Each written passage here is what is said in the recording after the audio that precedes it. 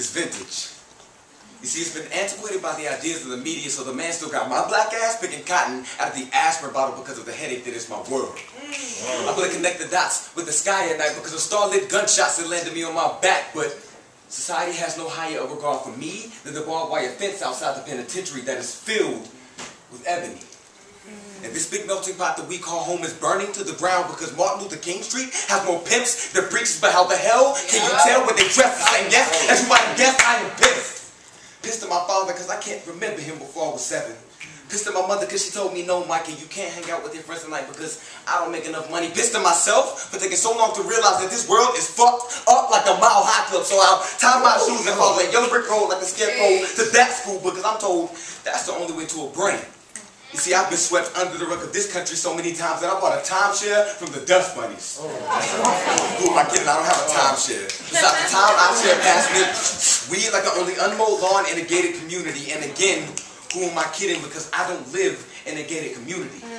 Unless you count the bars on my jail cell. And I get so bored that I count the bars on my jail cell. Because even though I'm in here, I'm smart enough to know how. So you do the numbers. Because there are more black males wearing orange jumpsuits than there are wearing the ties they got for Father's Day. Because there are no fathers. There are just baby's daddies.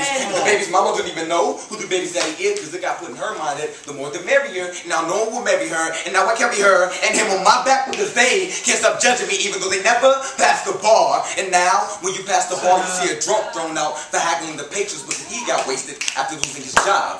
Just another man wasted. Another poison tasted by the bend in my elbows because I can't feel because feeling hurts too bad, well too bad.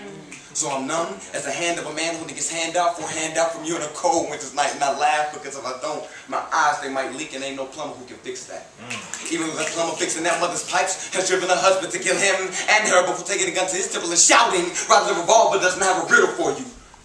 Who shout do you think his orphan son will remember most?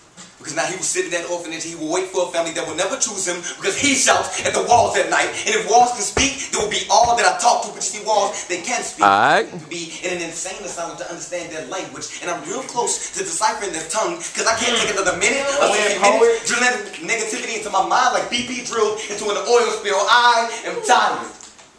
But the only bedtime story to be read is that yellow tape surrounding the chalk on the streets, right beside the chalk on the sidewalk with a little girl who got raped played hopscotch. But now she has no time for games. She has no more time to talk because the tongue is dry from licking her wounds and the scars that Uncle Sam left on her. She will never forget the hand that he placed on her shoulder. But society gave her the cold shoulder because that news break, it got played out. And I haven't known Antarctica to be much colder. And as I get older, the more I think about it, the more the embers of my belly begin to smolder. And that fetus in her belly will be aborted like the mission that fixes bullshit excuse because the land of the free were the only ones who are free, are the ones who keep the founding fathers. And then Louis Vuitton Wallace and the home of the brave is shouted because over time in his cabin could afford for me to get much bolder. Love is vintage. And I collect antiques.